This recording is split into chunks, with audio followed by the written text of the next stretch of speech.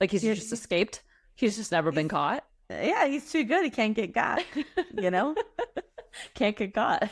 can't get got. Can't get got if you're the best. Yeah, that's true.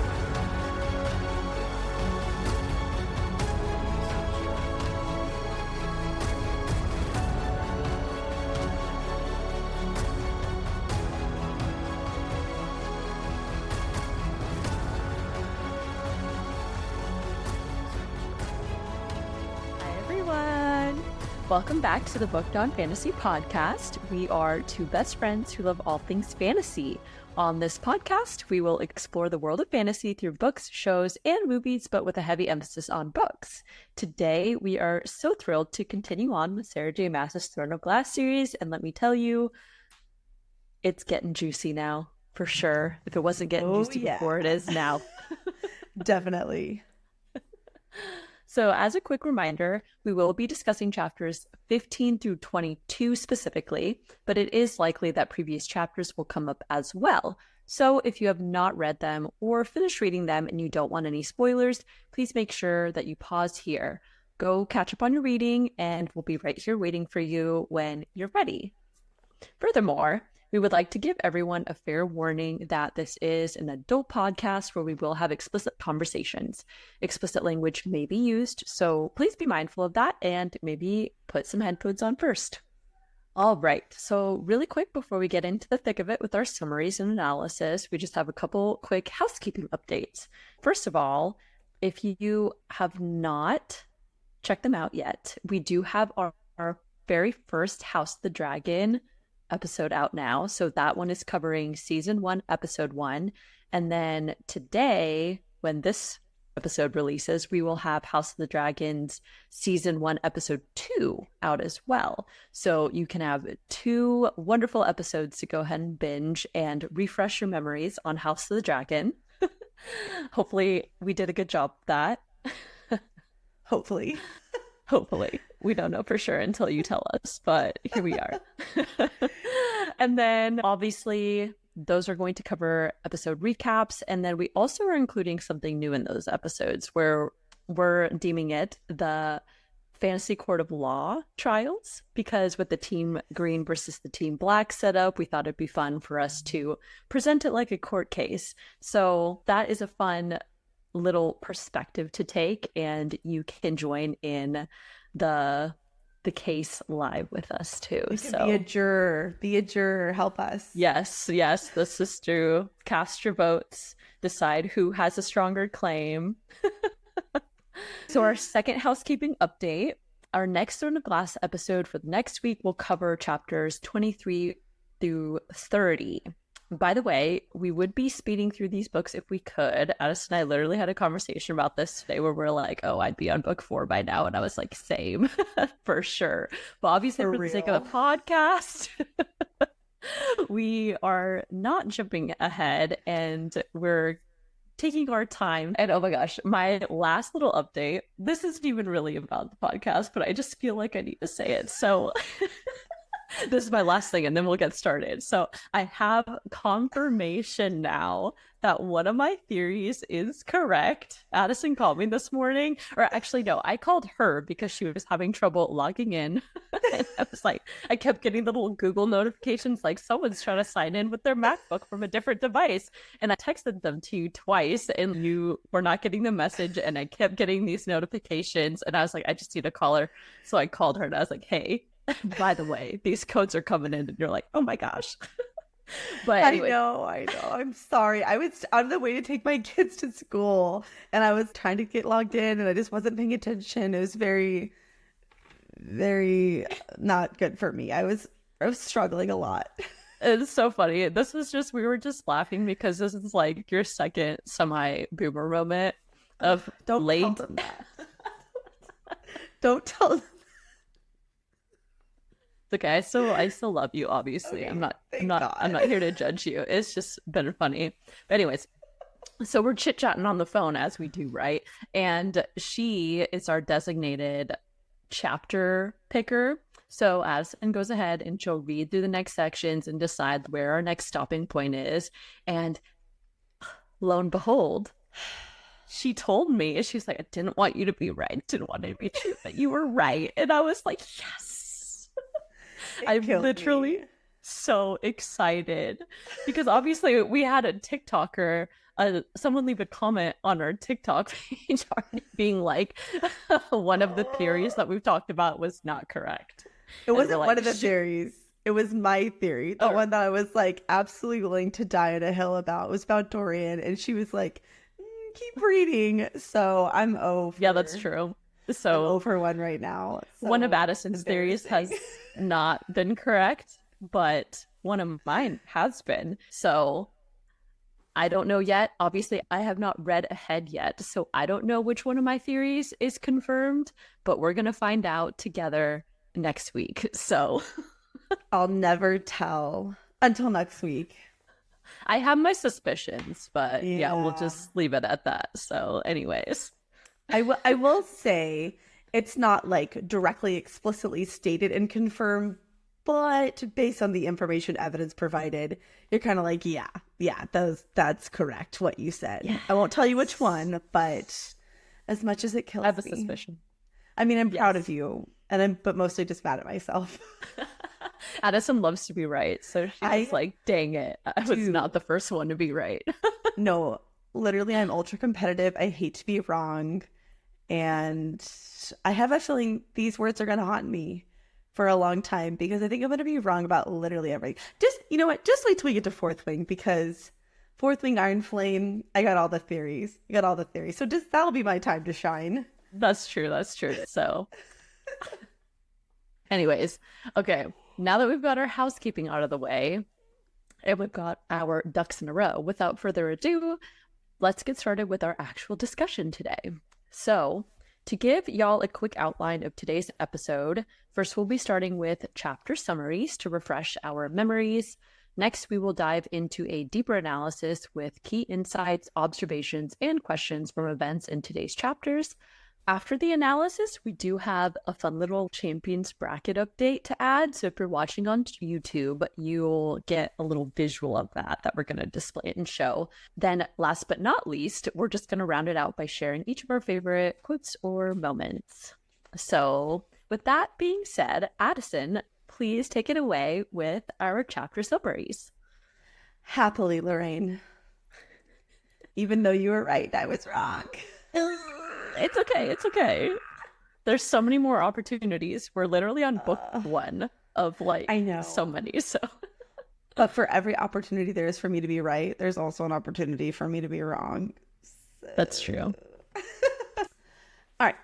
Chapter 15. It's a day of the first test, and despite having no idea what to expect, our girl Selena is calm, cool, and collected. Neither Kale or Dorian offer her even the teeny tiniest hint of what's to come, but thankfully, the no-nonsense Brolo gives us the scoop. The first challenge is archery. The rules are simple. 5 targets, 5 arrows, 5 shots. Whoever has the worst aim goes home. Selena is delighted by this, knowing she could crush the competition, but Kale takes the wind out of her sails and reminds her not to show off.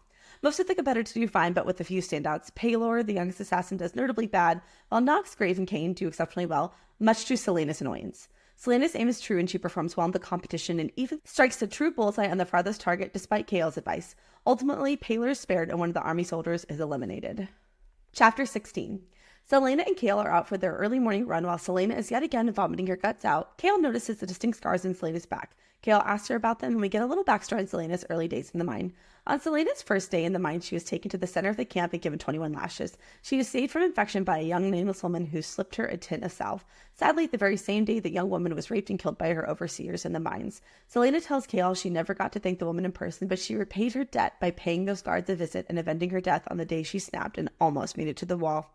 The following afternoon in the training room, as the champions are waiting for instructions, one of the discharged soldiers makes an escape attempt. He is swiftly killed with an arrow by one of the guards. Selena seems bothered by his choice and realizes that in some small way, this was his attempt to take a little bit of his humanity back instead of playing the king's game. Chapter 17. Despite hating it, Dorian attends court at his mother's request. Queen Georgina uses his time to pester Dorian about marriage. To be specific, why hasn't he picked a bride? And even gives him a list of acceptable and eligible young ladies he should consider for marriage. In a moment of existential anxiety, Dorian dwells on the fact that he is bored, so painfully bored. Bored of the court, bored of the women at court, really bored of everything, and that he feels that he has never quite fit in. In an effort to get far, far away from court, Dorian walks idly through the castle and stumbles upon Selena sparring with Princess Nehemia as a spectator. Dorian can't help but notice how graceful and lovely our girl is, but still manages to reprimand her for being with Nehemia without Chaol around to monitor. Despite the reprimand, Dorian can't help but think about how beautiful Selena is and do some light flirting with her. Although Dorian insists that Nehemia cannot be allowed to spar with Selena, instead tells Nehemia that Dorian would like to be the first to spar with her. LOL. Chapter 18. While Selena is watching Dorian and Nehemia spar, an angry Chaol confronts Selena. Chaol demands to know what on earth she thinks she's doing with not only the Princess of Eelway, but also the Crown Prince of Adarlan, and on top of that, they're sparring. In an angry exchange of words, Selena reveals some vulnerability. She is genuinely afraid of having to go back to Endovir and will do everything in her power to make sure she doesn't have to return, including but not limited to putting in as many extra hours as possible into training. Chaol seems unmoved by her small show of vulnerability and even goes so far as to insult her. Selena ends the conversation by telling Chaol that she hates everything about her situation, but most of all, she hates him. Chapter 19. In this chapter, we get a new perspective. Lady Caltaine Rompier. We learn that she has one goal and one goal only, to win Prince Dorian and become his wife. She's using Duke parenting as a stepping stone into the Queen's court and to Prince Dorian's heart, or at least his hand in marriage. Meanwhile, Chaol also yet again attempts to convince Dorian that Selena is dangerous and he needs to stay away from her. But he won't, because she thinks she's so cute. He can't help it. So excited to talk about I know. this. I'm like, romance. I love waiting. romance. I know. All right. Chapter 20. Selena is conflicted about her argument with Chaol from earlier in the day and the recently deceased champion.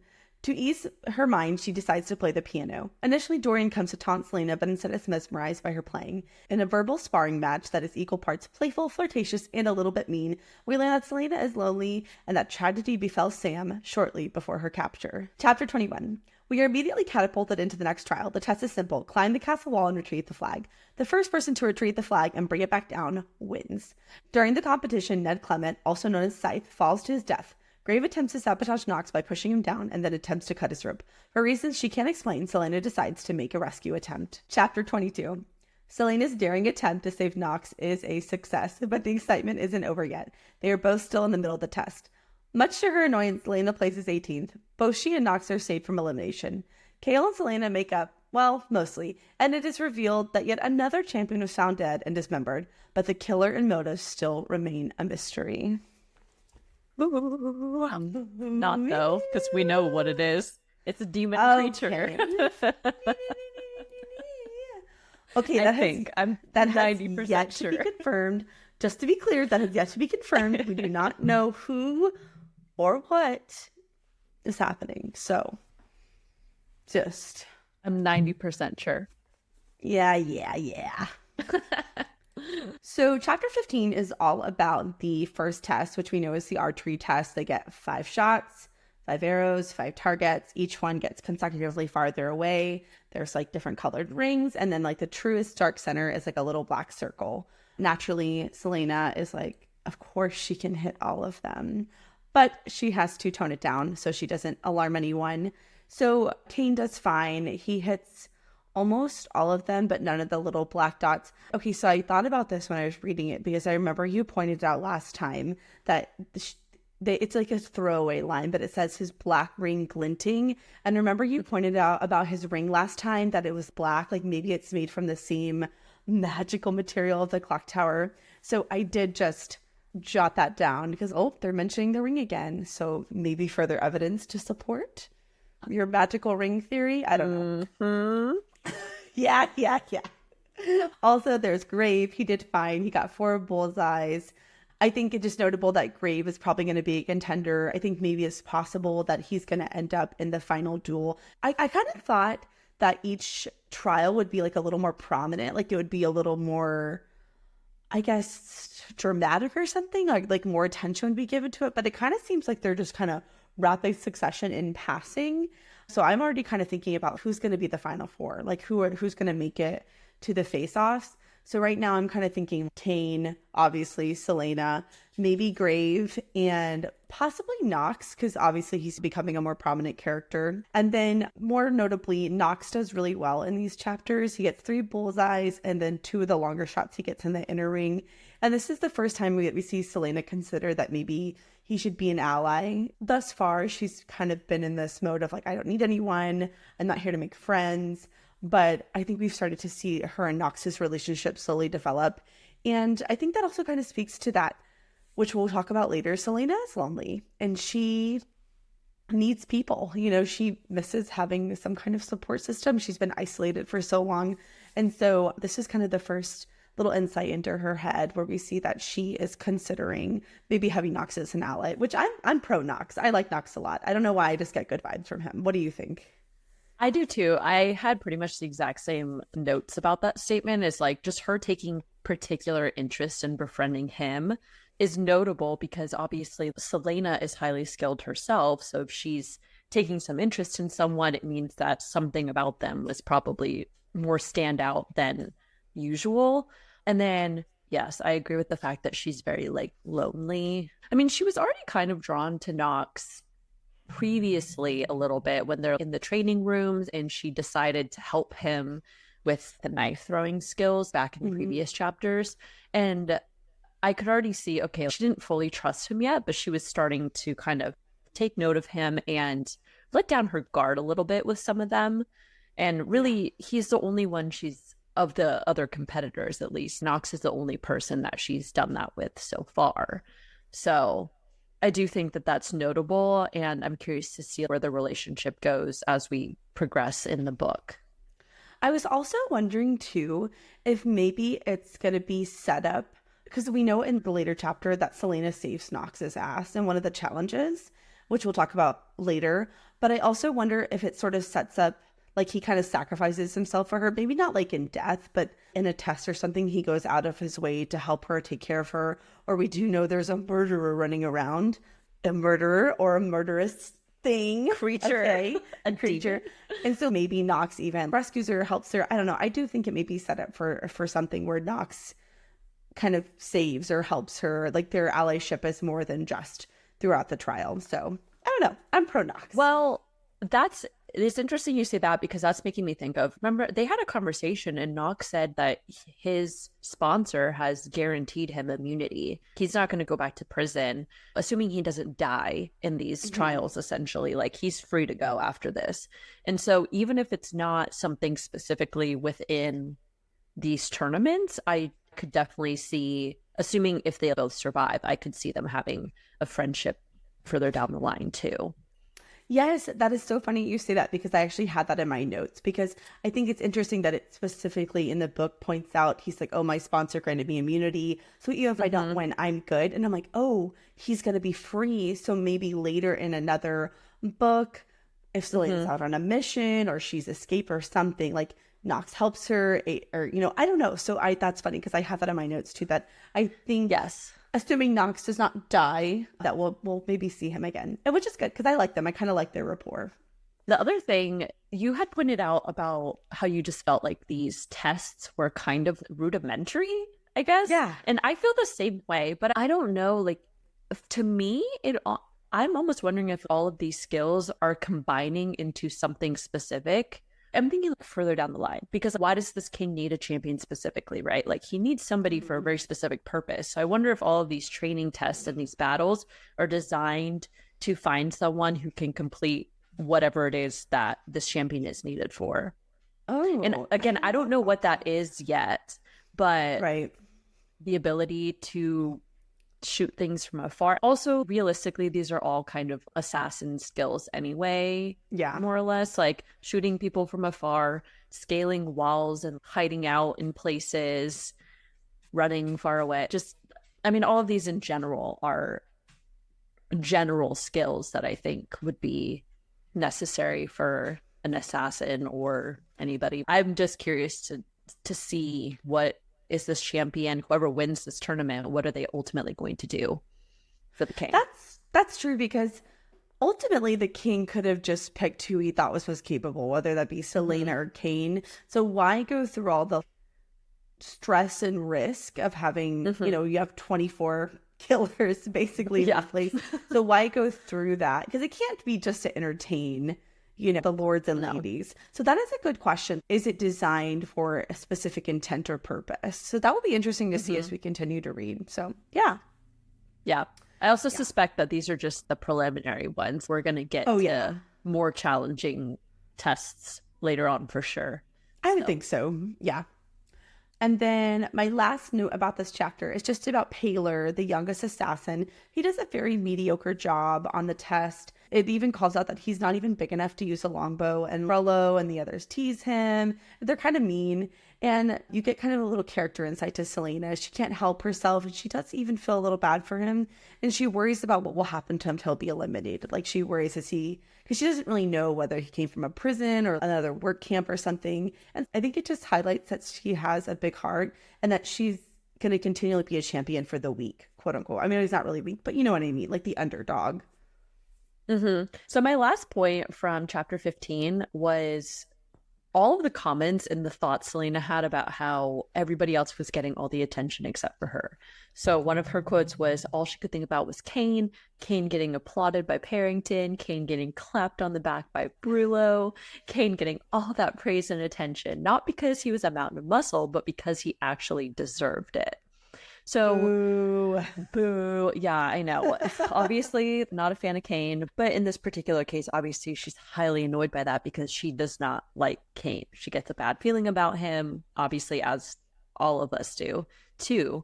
But it's particularly bothersome that he's getting praised, but he actually also happens to be pretty good at it. So he Yeah, was good at the archery test for sure.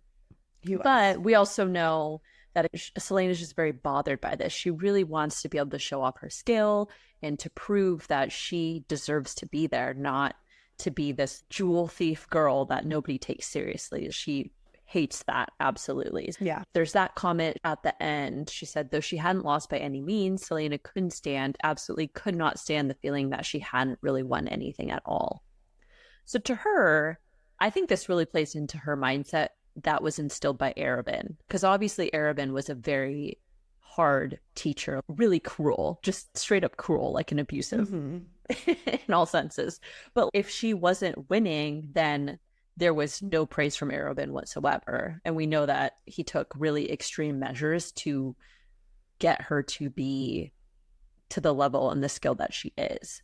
And so to her, winning and being the best is everything, which is sad, I think, like from a mental standpoint, because it is like such a big part of her identity. And without the ability to show that off, she feels really unrecognized, I think. Yeah, and Yeah. empty. And like just she doesn't really know what else she has other than to be an assassin that's feared. Yeah, I agree. Okay, chapter 16. So we'll just dive right in. Okay, so yeah.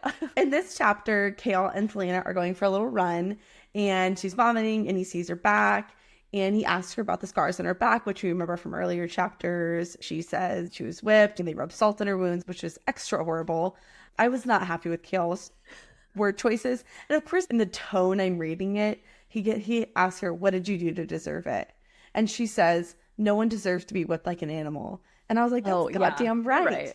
That's goddamn right, Selena. I was like, you tell him to mind his own fucking business, okay? Nobody deserves you. I was like really angry. I don't know why, but it really bothered me because Kale has always been a little brusque and kind of straightforward with her. But I feel like sometimes it's almost like he has no humanity when he talks to her. He kind of goes back and forth between treating her like a criminal and treating her like a human being. And I feel like in these chapters, specifically this one, he's treating her more like a criminal. And I'm like, excuse you, that's not nice. I don't know. I didn't like it. In these chapters, I could really tell that there's a lot of internal conflict for both Kale and Dorian about their first impressions of Selena, like knowing her background, knowing who she is, knowing how dangerous she actually can be, and having to reconcile that with the fact that now they are in a position to look out for her and be responsible for her safety. And through being around her so much, they actually have an opportunity to talk to her and get to know her. And they realize, wait a second, you're not just this crazy zero morals assassin. We learn that she definitely has boundaries. She has a lot of empathy for people in dire circumstances. And I think later on we'll learn that there's likely a lot of conflict with her position as well as an assassin. I think you had mentioned this previously, that you felt like perhaps there was disagreement between her jobs as an assassin and her own morality, and that maybe that's what led to her betrayal, or whatever happened to her in the past. And I agree with that, because you just see so many instances of her with the comment about like no one deserved to be treated like that, her freeing the prisoners, her sympathizing with the rebels and the causes of people that are opposing Otterland's conquests and everything. So I think you're really seeing this back and forth between the instinct of Kale to be like, no, you're an assassin. Obviously, you're a deadly person. You clearly did something bad. And then Selena being like, no, actually, I didn't do anything. This was just straight up cruel. And I'm a human being that deserves empathy and compassion as much as anybody else. I'm not just this crazy godless bloodthirsty person. Yeah, bloodthirsty, cruel assassin. I have morals, standards. I deserve to be treated like a person. Yeah, I agree totally.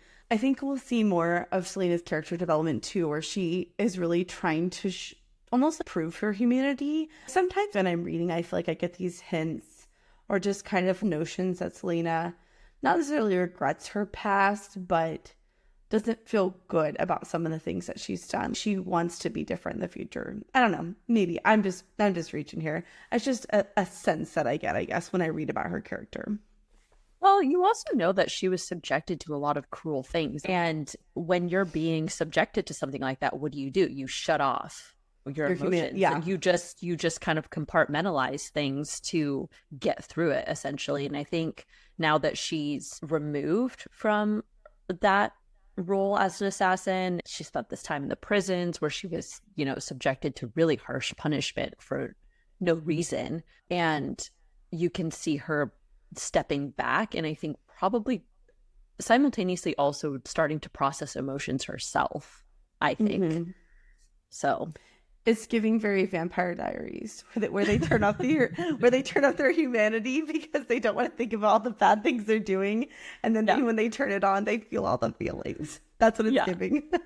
I know. I like Selena. I know that she's this deadly character or whatever, but I think it's a front. I don't believe any of it. I think she has her reasons for doing these things. But on the opposite hand, I do appreciate that Kale, I think, switched. So as soon as she's like, no, nobody deserves that. In the conversation, they're talking about the woman that helped her, they were giving her the salve, and then she was raped and killed. And then there's sort of this kind of implied conversation. He basically asked her outright, were you sexually assaulted?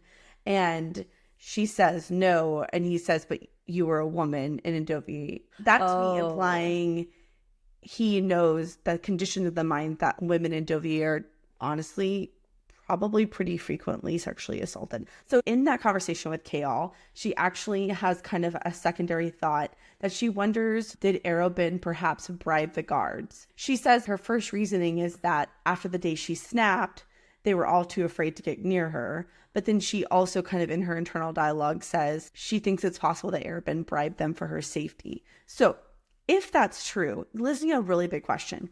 Why wouldn't Arobin just rescue her? Like, why go through all the hassle? Because that had to be like quite a coordinated effort to get all the guards' money, basically like, hey, don't rape this prisoner. I don't know. I really want to know where the hell Arobin is, what he's doing, what the fuck happened. But that seems to indicate that from Selena's perspective, the way they left things in their relationship, Arobin would still care about her. So if he cares about her, then why didn't he just come get her? Why didn't he just rescue her? I don't know. Where is Arobin Hamel and what is he doing? Yes, I agree. Well, I think in a lot of these chapters that we read in this section, I realized that her memories and her further reflections about Arobin, I don't think he was the one that betrayed her. I don't know, because she talks about the betrayal and how it was really hard, but she also still is recalling to us as readers these memories of like, oh, well, maybe he must have done these things. I feel like if he was seriously being considered by her as her betrayer, then I don't know if she would continue to bring up thoughts like that. Like in this case of, was Arabin the one that bribed the guards and kept her safe? I don't know if she would have those thoughts if she truly believed that Arabin was the one that betrayed her, you know? But in general, so many questions about Arabin and their relationship. Like, who is this man? Like, So where many. has he been? I don't know. I guess we'll find out later, but So in chapter 17, we opened with Dorian, and he's at Queen Georgina's court and basically hates it. He hates every part of it. I'm not even sure he likes his mom very much. Maybe he loves her, but he doesn't like her very much. yeah. She's very pushy. She wants him to get married. So he quickly makes an exit out of the court, and he's just idly wandering through the halls, and we get some insight into his thoughts. So one of the first things that really stood out to me was where he is thinking about Princess Nehemia, and he's remarking that he still has been unable to figure out what his father's motivations were in letting her come to Rifthold, into the Glass Castle specifically. And he even kind of thinks out loud that she's really not the best choice to have at the castle because of her strongly rumored association with the rebels, right? What purpose would it serve for the king to allow her to be there? And so I had to ask myself, what are the king's motivations? What is he getting out of having Princess Nehemia there? And thus far, I really couldn't think of anything other than what has been discussed in the plot. And there's a part where Dorian is like thinking about a meeting he had with the council. I think he's even talking to Kale about it, but he's talking about Duke Parrington's plan that he presented to the council to basically hold Nehemia hostage while they invade Eelway. So I guess from that perspective, Nehemia is supposed to be the front person behind the rebellion, then, right? Is that kind of like how we're interpreting, like she's kind of leading that front, and that's why it would be so important to keep her away from Eelway? So my impression is that Eelway is sort of the last holdout Yes. from the King of Adarlan's conquest, right? And that the kingdom of Eelway sort of balances rather precariously on this tightrope of, we're not trouble, don't look over us, don't look over here, you know, we're doing nothing, we're just existing, we will bow to you. But in reality, it is rumored and probably true that it's the last stronghold for rebels, and that Nehemia specifically funnels them weapons, information, etc. And so I guess on the one hand, it's not a good look for her to be in the castle, but then maybe it's like a keep your friends close but your enemies closer. The king has her there to keep an eye on her under the guise of like, oh, she's going to learn our customs and stuff. So it did make me wonder. Yes. So I think the point about kind of keeping enemies closer, the idea being that they'll just keep Nehemia preoccupied and unavailable to the rebels. If she is the main person who supplies weapons, information, and just kind of coordinates with the rebels more or less, then without her being there, they're basically flying blind. And so then that provides Adarlan the opportunity to obviously come in and dismantle the rebel forces before they gain any further traction, or get them while they're weak, while they're kind of struggling to figure out what's going on. But the problem with that, though, is two things. So if that's true, then Nehemia being in the castle seems more dangerous to them, because now she's observing everything about Adarlan. She can see everything in the entire operations of how they go. And yes, she may not have access. Like, obviously, they restrict where she can be, who she can be around, what she can do in the castle. But she's smart. Like, she's got to be in there, and she has to be able to figure out something. So I just can't imagine that it would make a ton of sense to keep her knowing her associations or strongly speculating what her associations are. Why would you keep her right inside the territory where they actually make a lot of these like court decisions and stuff? And give like, her it seems access. a little bit, but also simultaneously that would explain why Kael and Dorian are so like, when Selena's talking with her, when they catch her sparring and practicing with her, they're like, what are you doing? She cannot be doing any of that. I don't know. It just, to me, this doesn't seem smart to me to keep her in there, like in the court with them. I don't know. I really could go either way, honestly. I'm very like, on the one hand, this, but on the other, I'm like, ooh, that also kind of makes sense. So I don't know. It's just something to keep an eye out for as we continue to read. So we also have to talk about Dorian's character development in this chapter. Not a lot of plot-driven sort of anything happening, but a lot of development, which I think is nice because I don't know. I want to fall in love with the characters. I'm still chasing the Zayden Ryerson high. I want to be in love with somebody. Okay. We need our latest shadow daddies to appear. Exactly. We have none yet. None. And Kale has already disappointed me in these set of chapters. So it's all on you, Dorian. It's all on you. So we get a little insight. We know that he's a ladies' man, as Philippa has reminded us that he has a very big heart, quote unquote, wink, wink, nudge, nudge. But I think he feels this sort of existential boredom, right? He's just bored of his existence. He's tired of the same old politics, the same old ladies at the court, the same old games that everyone plays. And I actually have a specific quote I highlighted for this because I thought it was very insightful. But he says, many were his age, but he somehow felt as if there existed a vast distance between them. He didn't feel older, nor did he feel any wiser, but rather he felt as if there was something inside him that didn't fit with their merriment, with their willing ignorance of the world outside the castle. It went beyond his title. He had enjoyed their company early in his adolescence, but it had become apparent that he'd always be a step away. The worst of it was that they didn't seem to notice he was different or that he felt different. Okay, so I wrote a lot of notes about this because I was like, what does this mean? What does this mean? So here's kind of like, a theory is a strong word. I don't think I want to like slap theory on it because now I'm cautious because I was already rushing and I'm embarrassed. So we're going to call it like a light thought, okay? Speculation. A speculation, thank you. That's the perfect word. I think he feels different. This is going to sound kind of stupid when I say it. I think he feels different because he is different. I don't know what. Maybe he has magic and he doesn't know it. He's not aware of it. It's been repressed. Maybe he's part fae. I do wonder because remember we talked about the striking sapphire blue eyes, which I thought meant that his mama and his daddy weren't mama and his daddy, which I was clearly wrong about. I'll just say that I was wrong. But obviously this speculation is in its infancy, but I feel like there's something there. There's something to that otherness that he feels. Yes, I could definitely see that. I remember the quote about his eyes, and I do still remember that and take note of it. It's backlogged in here somewhere. I haven't found enough information about him yet, but I could definitely see something with him. I do think, if nothing else, we see that Dorian is actually very compassionate. He's bored with the court, but he wanted to participate in the council. He wants to be involved with what's going on a larger scale. We know that his interactions with Selena and his thoughts about what he sees, and we see that he is intrigued by her because she is so different than what he's used to. And I think that it speaks to, like, yes, there's the physical attraction too, but I do think he has a lot of fascination with her because she's lived such a different life, like such an exciting total opposite of what he's been confined to, right? Like, he doesn't want to be in this court, making these silly little court appearances, having to have these weird engagements with other lords and ladies, participating in just a silly frivolity of being a part of the royal court. But he's not really participating in a meaningful manner either himself. He even says that he felt like an ornament.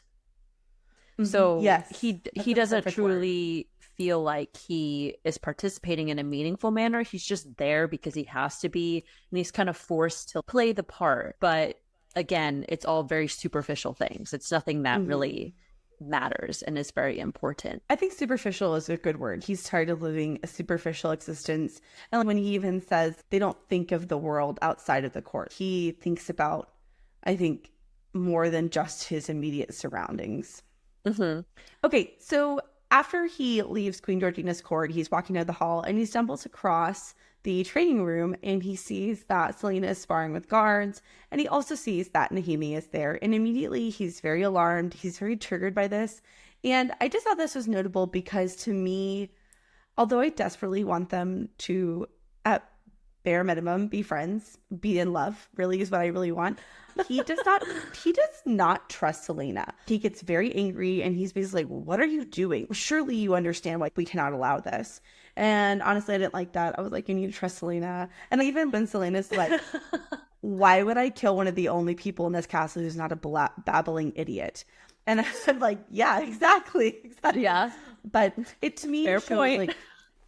like, to me, it's a strong signal that he is still not to the point where he fully trusts her yet. The fact that it gives him pause. So they're not in love yet, sadly. Sadly. Well, I don't remember if it was exactly in this chapter that she said it, but she's like, we didn't even have a conversation. He makes a comment where he's like, I don't recall you being so talkative. And she's like, well, perhaps if you'd taken the time to speak with me, you'd have found me to be so. And then he says, and when would I have spoken to you? And she says, you do recall the little fact that we traveled together from Endovier, don't you? And that I've been here for weeks now. Mm-hmm. And he's like, I sent you those books.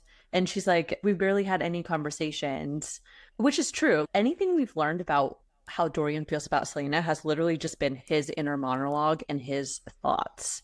True. And we're sitting here being like, oh, so fun. But at the end of the day, they really haven't gotten to know each other. I think she has a closer relationship with Kale right now because they've actually had conversations about her past or their interests, and they spend a lot more time together. And from Dorian's perspective, we start to see him becoming more physically attracted to her, but that's basically at its core all it is, right? Which is still exciting. I was like, oh my gosh, I want this to develop, but it's still just physical attraction at its core. As annoying as it is, I think that's why. I just like all the parts. I know. I just like all the parts where he's thinking about how beautiful she is. And I love all the innuendos where the lady says, apparently a woman can only go so long without a sword between her hands. And she like winks. And then when she says, would you rather spar with me? And he said, perhaps we have a private lesson in your chambers tonight. And Selena says, I'll be waiting. And I was like, but obviously, that's just a little bit of it's hopeful. Sparring. It's just like, yeah, it's just hopeful for us. I too agree that I'm so desperate. I mean, it is really cute to see him admiring her, because he'll be like, there she was, her golden hair shone as she wove in and out of the knot of the 3 guards. Dude, yes, she was truly lovely. And just him taking note of her embarrassment when he catches her and things and stuff too. And on both of their parts, we see both of them kind of getting a little red and flustered from like blushing. I know. Yeah, true. So, maybe I'm gonna remain hopeful. I am too. I really want something to happen, but yeah. Again, at the end of the day, currently as it stands, Dorian's attraction to Selena is purely physical. I agree with what you're saying. I just don't like it. So I know I don't like it either. I'm gonna ignore it. It's correct, but I don't like it. In this next chapter, chapter 18, this is where Kale and Selena have their big fight. Once again, this chapter frustrated me because I don't know. Is it wrong if I wanted to be with both of them? I don't know. I just wanted to be with somebody, but I personally, there's a triangle. Love triangle. Yeah. We'll see. I don't know. But at bare minimum, it made me dislike Kale, and I don't like that because I have a crush on Kale, and I want to like Kale, and I want him to be nice to Selena specifically. So this is where they had their kind of big blowout. And during this conversation, I feel that Selena really reveals some vulnerability. Her vulnerability comes out in the form of anger. And she says that, why do you think I'm running every morning? It's because my body is a wreck and I have to win. I'm desperate to win this tournament because I can't go back to Endovier. I won't make it. And so she's willing to do literally anything, including in putting in extra hours. I think deep down, she's genuinely afraid that she could lose and end back in Endovier. And I don't think she thinks she would survive physically, but also mentally, like her soul, her mental stability, like she's not going to make it. So then Kale's reaction, it's a bad look for him. I mean, just flat out, honestly, he's unkind. He snaps back. So I was like, okay, when I'm writing my notes, I was like, how can I defend Kale? What can I do to get him out of this? I will say, just like a little aside, it seems a bit out of character for him. He's not always the most friendly, but he's usually not mean or cruel or purposefully unkind. And so I thought maybe he's just very stressed about the murders going on. And like, that's putting a lot of stress on him because the king is away. And he's sort of the overseer of the challenge. So if things go wrong, it's his head on a platter, so to speak. It's his personal responsibility to ensure the tournament runs smoothly. And then secondly, this is what I'm really hoping. This is how I justified in my mind. maybe it's a defense mechanism because he feels like he's getting too close for her. So he knows that he shouldn't fall for her. So he's like, I'll be mean to her. So I don't. But he can't help it because he loves her. He loves her. Okay, maybe not love, but you know what I mean. Already, she's right in there. It's love right now. I am in Calling girl it. Just world. kidding. Okay, Yeah. I'm planning their wedding. I'm planning their kids. Okay, I'm in girl world. That's what. Just let me be. Yes. Oh But my gosh. but No, I truly, totally agree. yeah, I I really agree do that feel that it's a defense mechanism. you've noticed every time that Kale is mean to her, it's when they're in a public setting. When they're in private, Oh. when nobody else is around them, particularly with Dorian. And every time it's the three of them, Mm. and Kale notices Dorian flirting back with Selena. He directs it as if he's trying to pretend that he's protecting Dorian because he'll be like, she's dangerous. Remember that she's dangerous. That's kind of what I notice is every time they're in a publicly visible setting, he's much more cautious about how much he shows about their actual relationship. And then behind closed doors, then I think he feels like he can kind of let his guard down. And that's when he gets to know Selena. And that is also simultaneously what is really frustrating to Selena. She's so frustrated because she really wants friendship and she really wants to be seen, number one, as a capable assassin, which we already know she's not allowed to do because she's been instructed, you cannot be that way. You cannot be this thing that you instinctively have been trained to be since like Literally 8, yes. 8 years old. You can't do that. So that's problem number one. And then problem number two is she's had so much loss in her life. She gets to have these interactions with characters. She's having these kind of intimate conversations with Kale. And then all of a sudden, he'll just turn around and snap at her. She's just really surprised by that, you know? And so then she lashes out too, because she's like, wait a second, we're kind of friends, but why are you yelling at me? Why are you being this way towards me all of a sudden now? I think the lines are just blurred in their relationship. He's confused, she's confused. Are we friends? Do we like each other? Are we just allies? Like, what is the extent of our relationship? Right, right. You know, she has mentioned on occasion that Kale is handsome, but she hasn't necessarily been like, oh, he's like really attractive in the way that she's mentally shared about Dorian. Yeah, So, you're right. you know, she'll be like, it made her uneasy how he made her blush. In fact, he was so attractive that she had difficulty not thinking about how attractive he was. And again, wondered why he wasn't married. I feel like this is a stronger indication that Selena is mutually physically attracted to Dorian, but again, is also unsure of how to proceed given her circumstances and her position as his champion competitor. Yeah. Sounds like they need to spend more time together. That's what I think. I think so too. And they will. I hope so. Moving on. Oh yeah. That was a beautiful segue into the next chapter. Well, the next few Yes. chapters.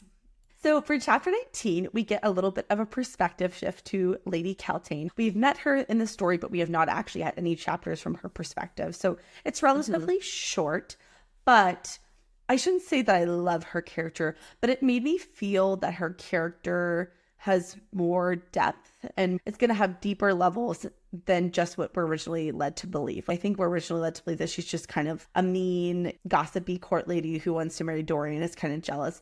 But there's something about her internal thought process that we're exposed to that makes me feel that she is much, much more than a simpering, gossiping court lady, that she's actually very ambitious, she's very clever.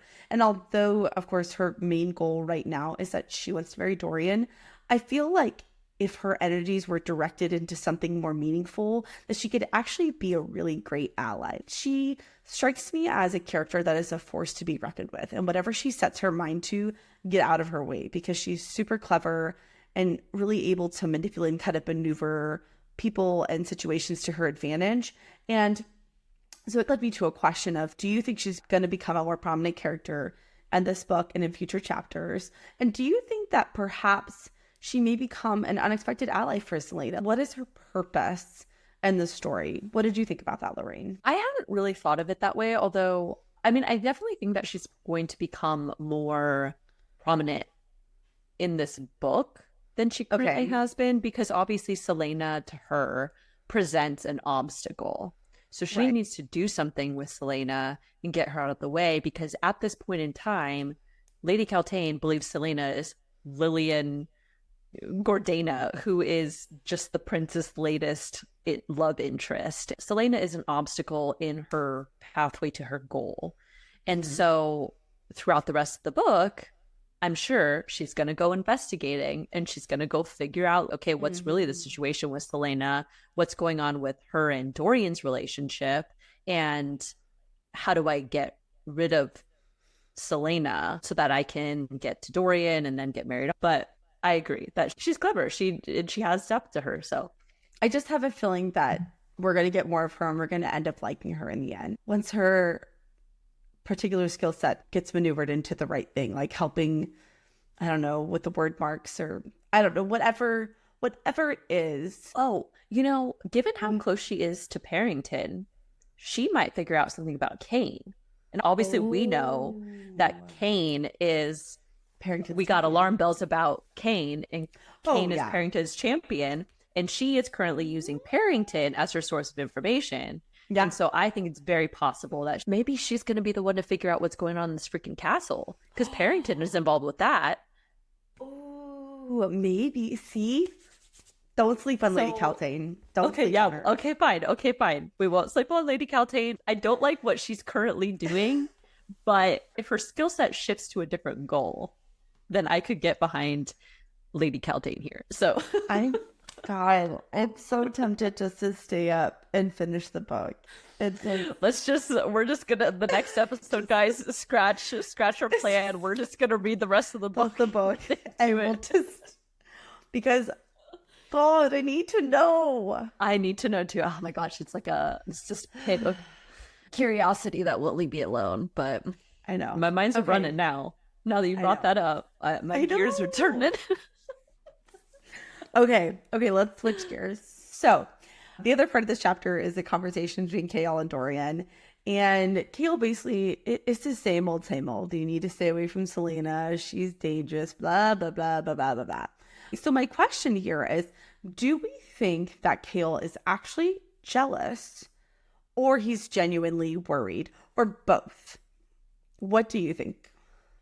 I had this exact same thought. And this is where my little idea about like maybe their possible triangle comes from. Because, like before, I said, in my opinion, Kale really only seems to be dismissive and put up this boundary about his relationship to Selena when he's in a public setting. And Okay. especially when he's around Dorian, right? And every time Dorian has ever tried to interact with Selena, Kale has always come in and questioned Dorian and been like, I can tell that you're getting attractive to her, but that's a dangerous game. Be Mm-hmm. careful. Don't do it. And Mm-hmm. so he's really trying to make sure that Dorian puts a stop to his attractions and does not pursue anything. But simultaneously, we see that he's really kind to her when they're having lunch together and when they're training, and as he like gets more information about her and they exchange information about each other, really his demeanor is totally different. I think it's both. And I think it's because he feels conflicted about his role as a guard, but then also his, just given how much time he spent around Selena and realizing that she is not what he thought she was. Yeah. Although I don't know that I necessarily get attraction vibes from Kale. To me, it seems like they're becoming friends. They're getting to know each other, but I never really got too much a vibe from Selena or Kale, respectively, that either of them really think of the other one in this physically attractive way, in the same way that we hear the thoughts Yeah. of like Dorian and Selena thinking about each other. So Yeah, we do. Yeah. I think echoing a similar sentiment, I wrote that I think at this point he's mostly just worried. I get the impression that Kale acts as a buffer between the king and Dorian because obviously the king and Dorian butt heads a lot, and that he does genuinely worry about Dorian because Dorian is kind of flippant and doesn't always think about the implications of what he says or does, especially in the context of how the king will react and respond. And so I do think for the most part, he's trying to protect Dorian because Dorian seems to be his own worst enemy, honestly. So I don't really think it's jealousy at this point. I really do think that he's just probably wants to protect him. And I do feel there is strong evidence to support that he is trying to protect Selena because he's like, God, you haven't been visiting her room and I have you. Like, I think it bothers him, maybe a little bit of jealousy, but more because he wants to protect Selena's innocence. It is heavily implied that he doesn't like the idea of Dorian being intimate with her, that he still thinks that Selena, her innocence, needs to be protected. So Selena, in chapter 20, she is very torn up about her conflict with Kale. She's doesn't feel good about it. I think she's angry. Her feelings are hurt. And so she decides to play the pianoforte to ease her mind. Which, why did they call it the pianoforte? Why not just say the piano? I'm sure I think it's a type of piano. I think it's like a type of, maybe like a, I don't know. There's grand pianos and smaller pianos. I don't know. But she plays. It was not it was not an electric keyboard. We know that. No, that's for sure. But she begins to think about Arabin and how she used to play for Arabin, and she starts wondering about him. And so she's wondering to herself, does he know that she's out of Endovier? Would he try to rescue her? And then this is where she makes the comment that we kind of alluded to early in the episode, that she still didn't dare face the possibility of who might have betrayed her. And I want to emphasize that when you're reading the written copy of the book, who is italicized. And so I feel like that is an intentional emphasis. We've gotten enough hints throughout the chapters we've read this far that it is someone she knows. It was a deep betrayal. And so prediction time. I'm not going to say theory, a heavy, very strong speculation that I do feel that it was Arabin who betrayed her. But why, may you ask? Addison has 4 reasons, okay? 4 potential reasons. Number 1, he was jealous of her success. She became Otterland's most notable assassin for hire. She was very successful, probably pretty wealthy because of it. So he was just flat out jealous of her success. He's like, you're my protege. You can't surpass me. So he's like, I'm going to get you caught. Interesting. Number 2, he uses her as a pawn in a greater scheme. So Arabin obviously is older than her. Okay. He has probably been around for a while. And so it may be like Arabin is sort of manipulating a lot of the events in the realm for a greater purpose, maybe for the rebels, maybe for his own personal gain. And so maybe getting Selena caught is a chess piece and the greater batch of life, so to speak. And that her capture somehow allowed a chain of events that perpetrated movement in another area of the continent. I don't know if that makes sense. So that's a very broad guess because we don't know anything about Arabin or his motivations. The third is that it is some sort of test to see if she is worthy. Okay, like before he enlightens her with some more knowledge or gives her some more training, he needs to see, will she crack? Will she tell the whereabouts of Arabin and the Assassin's Guild? What information will she dispel? Will she survive? Because maybe it's if you can't survive in Dovey for a year, you're not worthy. You're not worthy of whatever the next thing is. Okay. And the last is, and this is sort of playing into one of your theories from an earlier episode, he knows that she is fated for something, right? He knows that she's special. Maybe he knows something about her magic or something about her person that even she has forgotten. And so putting her in that position sets her up for the future so that she can be where she needs to be when she needs to be. So those are my 4 reasons. I don't know. It could be all of them, none of them, combination. Could have nothing to do with Arabin. I think those are really fair questions to ask about him because, I mean, he does get brought up a lot often by Selena. Yeah. Like, and every time we hear a little bit more, we learn a little bit more about how she was trained with him or about her speculations about him. And so what other reason do we have other than that? He had a role to play somehow, somewhere. He had to, right? I feel like he had to be involved in her betrayal somehow, because otherwise, why wouldn't he have rescued her? If she's his most prized assassin, and I imagine he feels some fatherly feelings toward her, why didn't he rescue her? I don't know. It gives me strong. Point is pretty on brand, though. Like, if he was just like, let's see if we can get out, that would be pretty on brand for him, given everything else that he's done to her. So, fair point. Okay, so we can not talk about this chapter without talking about Sam. Who is Sam? What happened to him? Why do we only get a small snippet I'm very annoyed about good storytelling. Just tell me everything in a chronological order with lots of detail. But no, so in reality, we find out that Sam is someone that she was raised with as another fellow assassin, and that there was lots of kissing involved. Definitely And former lover. Well, actually, I think he was literally her first and only. yeah, yeah, I think the exact line is like, I think he was her first kiss, and there had been many kisses. But they were definitely romantically involved. And then I think she even says there was some betrayal and that he died. But we don't really get a lot of more info than that, other than that she is obviously deeply impacted this. She feels a lot of sorrow surrounding this. And I believe that the timeline that's called out is that it happened 2 weeks before she was captured. And so, because she says like she was in a haze, so that all kind of happened in rapid succession. And so I'm wondering if part of why she was captured is because she was in such a vulnerable state after Sam died. But I want to know more about Sam. Also, part of me doesn't, because I feel like I'm going to really like him as a character, but I already know he's gone. Oh, So oh yeah. I was like, wait, no, he's not. And then I was like, no, yeah, he's dead. he's dead. Definitely dead, Yeah, for he is sure. dead. Yeah. I kind of feel like whatever happened simultaneously to them. I think they were both betrayed, perhaps on a similar outing. Maybe they were on some kind of assassin mission together, Oh, and yeah. then somebody, shit went down.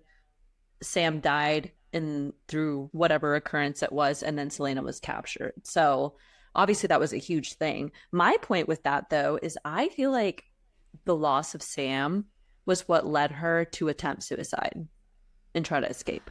Oh, like when she was in Dovier. Yeah, because she tried to do that pretty soon after she was in there, right? That's true. Maybe And she just so kind of like her will to survive. There was no one left for her outside of the wall. So it was like, what was the point? because we already know she's capable of enduring a lot of pain and suffering via Arabin's Right. training. And I think for her to be in that much despair to just have no will to live anymore, it had to have been over something like a heartbreak, like losing Deeply Sam. Like, traumatic. Yeah. yeah, yeah. So I think that was a huge contribution to her mental state. And in Dovier, it was not just about the conditions of the prison. It was definitely a huge part of the circumstance that led her to be there. And I think it continued to affect her while she was in the prison. I think it makes sense because one thing we know about Selena is that she doesn't fail, right? And so Sam dying, I'm sure she takes it deeply personally that whether she was there or not, she should have done something. She could have prevented it. But him being betrayed and ultimately, I'm assuming he was killed. It wasn't an accident, but let's assume he was killed. It's her fault, whether it actually was or not. But she feels this responsibility for not protecting him. Yeah, yeah, I think so too. So there's a couple other things that I noticed. Again, we see some more interaction between Dorian and Selena, and now we can actually see them having a real conversation that has more depth to it. That's not just like flirtatious banter. And he does say something interesting though, where he's like, "Try not to get lost in her strange, lovely eyes."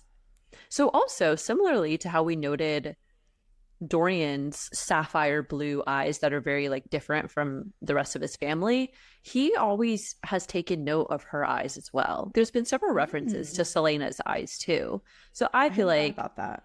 this is just kind of another little piece of evidence to say that there is something unique or something different about Selena. Perhaps playing into my previous theory about her being a witch, I don't know.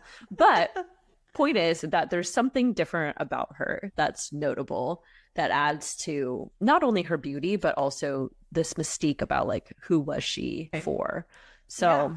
that was something that I thought was interesting. And then there was a conversation that they had. Selena really wanted to know who had ordered Sven. So obviously there was another champion's death. Sven had tried to escape and he did not make it and he was shot down. No. And Selena's very worried about this. And Dorian says, "My father commanded all the guards to shoot to kill if any of you tried to escape. I don't think Kael would ever have given that order." So I feel like Selena's question about who made that call was really her trying to decipher whether Kael would actually kill her if it had come down to it. Right? Like if she had been in that position instead, would Kael, given their relationship now, would he ultimately choose to kill her in that situation? Because I think that was really stunning to them because they were all in shock I think she even notes that even Kane is very still and calm and is not his normal boisterous, obnoxious self, because even he knows that all of their lives are at risk by a jumpy guard if they were to make too quick a movement. And so even Kane is taking that moment very seriously.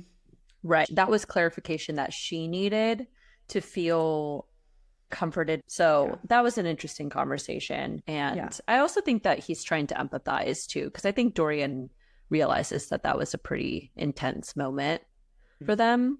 So that whole conversation, I think in general, was just showing that Selena, again, really wants friends and companionship. I think Kale obviously had become a friend, but there's also still been this boundary between them. So all of it's just very difficult to reconcile between all of them, really, about how they actually feel about each other and how they're allowed to feel about each other too.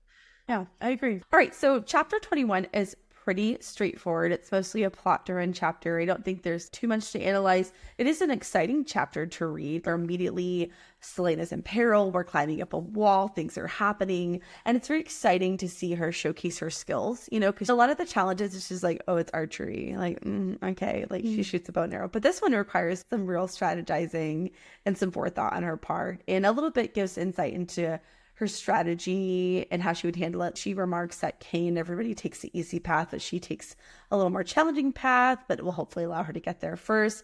So two things notable happen in this challenge. Ned Clement, also known as Scythe, falls to his death. Good riddance. He was so creepy, torturous murderer. So bye. No big loss there. One less person for Selena to have to contend with. And secondly, that Grave attempts to sabotage Knox by pushing him down and then attempting to cut his rope. And Selena makes a daring rescue attempt.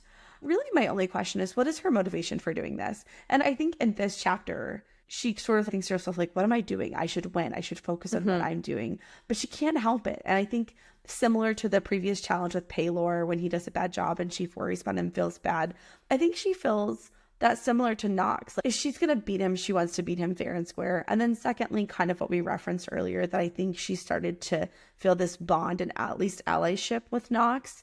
And just from a purely practical standpoint, it is helpful for her to have an ally in the competition. But I do think she actually likes him a little bit. I think so too. I think she was starting to view him a little bit as a friend.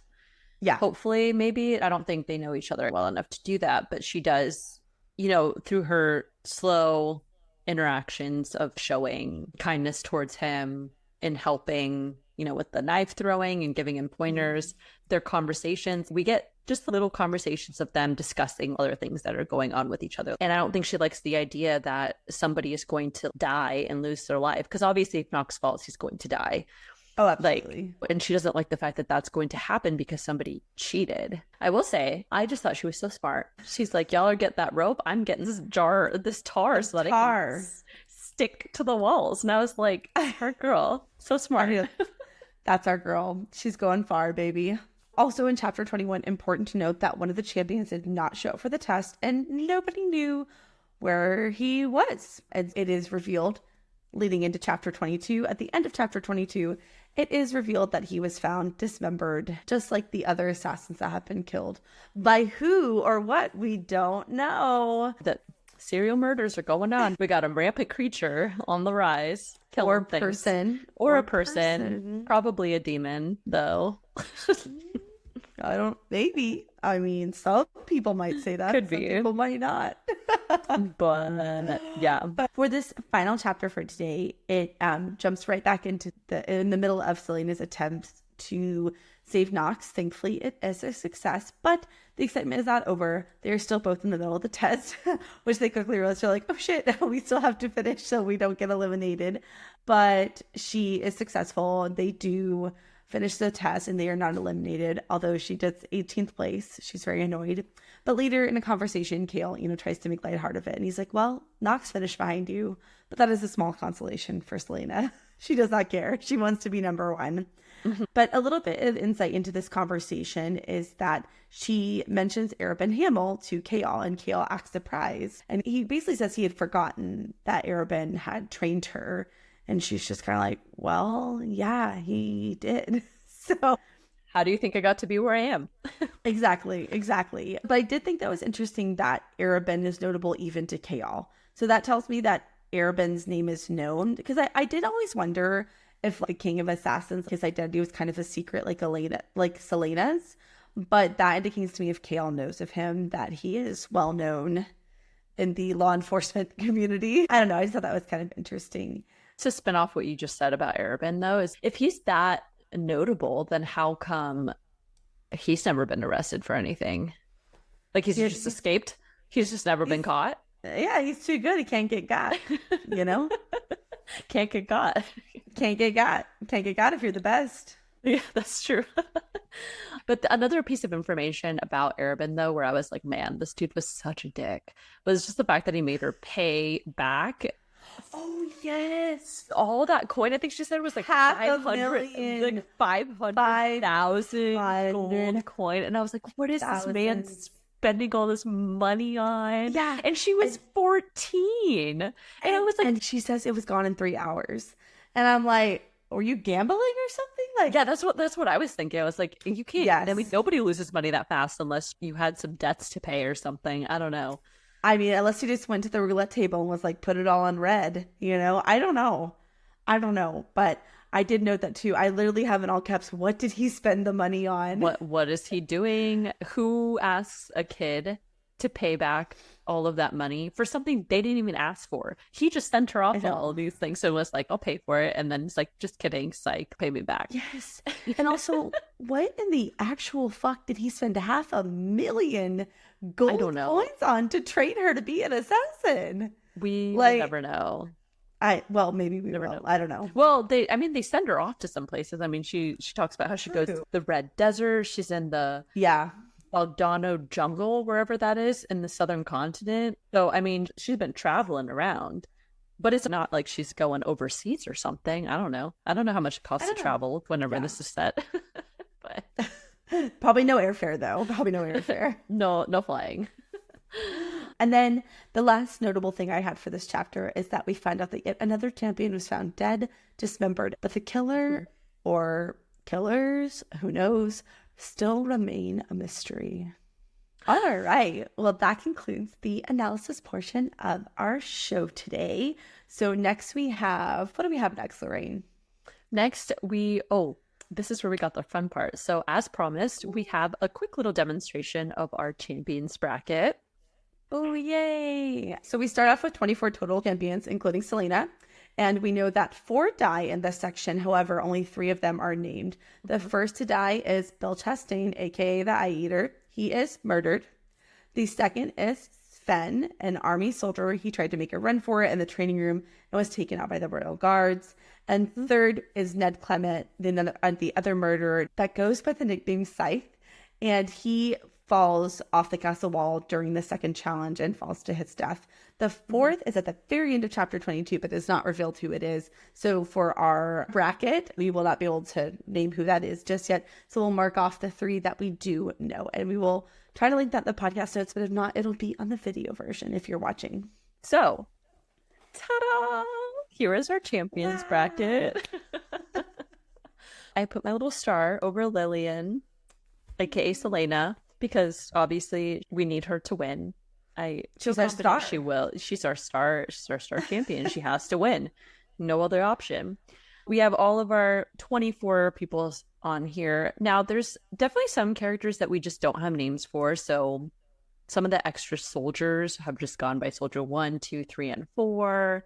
And then we also had some warlords who weren't named. Again, remember that we lost 4, but we only know who 3 of them are. So these are our 3 lost champions. Bill the Eye Eater, we've lost Ned Clement, and we've lost Sven, a soldier. We are now left with 21 champions. Well, let the games begin, and may the odds be ever in your favor. Ever in your favor, yes. In Selena's favor. We are almost to the end, folks. Real quick, don't forget, we have to share our favorite moments and quotes. So, Addison, what were your favorite moments and quotes? Addison totally forgot about that. It's okay. Addison forgot. No, I have some. I just forgot that we were doing that part. I was like, oh, we're done. Okay, so in chapter 17, I love all the delicious flirting between Dorian and Selena. There's just like this sort of I don't know, tension, this undercurrent of like, I don't know. It's like mean flirting. I don't know what's wrong with me. Why would I like mean flirting? I don't know why, but I do. I really It's do. sassy. It's like Yes. sassy flirting. Yes. I like their banter that they go back and forth. And then I really like in chapter 20 when Selena is playing the pianoforte and she's lamenting on how she likes music and it's really important to her. And the quote is, oh, she loved to play, loved music, the way music could break and heal and make everything seem possible and heroic. And I just love that quote because I am a music person. I feel music very deeply. And so that really spoke to me. I felt that when she said that. Wait, that was exactly the part that one of my things too is like she forgot about time as she drifted between pieces, voicing the unspeakable, opening old wounds, playing and playing as the sound forgave and saved her.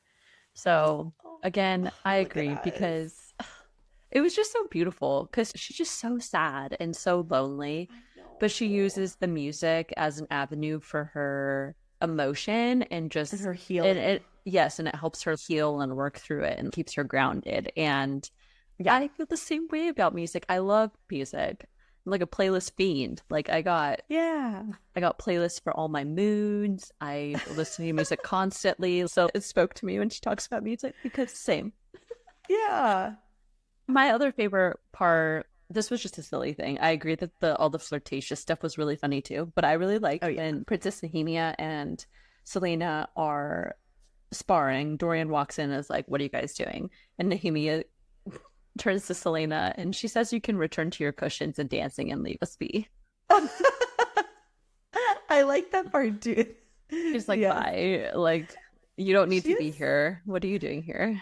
She's so unimpressed by Dorian. I think it was like the previous chapters where she's like, he grins at me too much. Yeah. Something like, she's just like, I think Dorian gives her the ick. Yeah, I think so too. And she's so dismissive. She's like, I know you're a prince, but whatever, bye. So yeah, those are really good ones. Yeah, there's a lot to love in these set of chapters. Yes, I agree. Well, we finally made it to the end of our episode. Sorry, everyone, if that was super long. Actually, we're not sorry. You're welcome. Yeah, I'm not sorry at all. We had a lot of thoughts to share today. So, anyways, please stay tuned for next week's episode where we will continue on with the Throne of Glass chapters. Again, we're going to be covering chapters 23 through 30. I am literally so excited because I'm just really loving this romantic tension between the characters and also got to figure out which one of my theories is confirmed. Okay. And all these deaths. I'm sure there's going to be more deaths and we're going to learn more about that. So there's a lot to keep up with. But yeah, we'll keep reading. And also, as a reminder, of course, don't forget about House of the Dragon. We already have season 1, episode 1 out. And when this episode drops, we will also have season 1, episode 2 available as well. So today technically is when it will be released. So you got lots of content to listen to from us. Listen, it'll be there when it gets posted, so just keep on the lookout for it.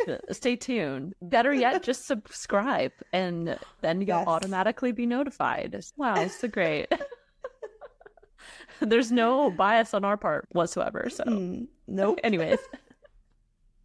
All right, everybody. Thank you guys all so much for joining us for another episode of the Booked on Fantasy podcast. As always, we would love to hear your thoughts. So if you enjoyed this episode, please subscribe to the podcast.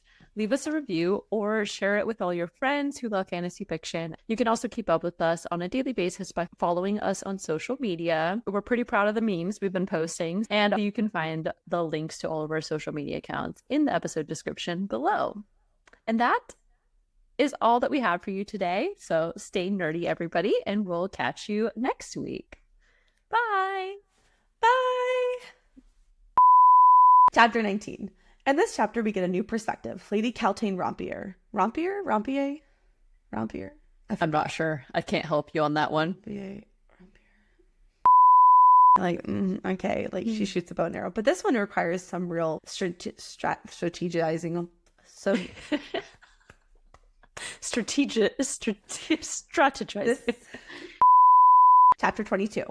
Selena's daring attempt to save Nox is is a success, not successful. Blah, blah, blah, blah, blah, blah, blah, blah, blah, blah. Okay. Not success.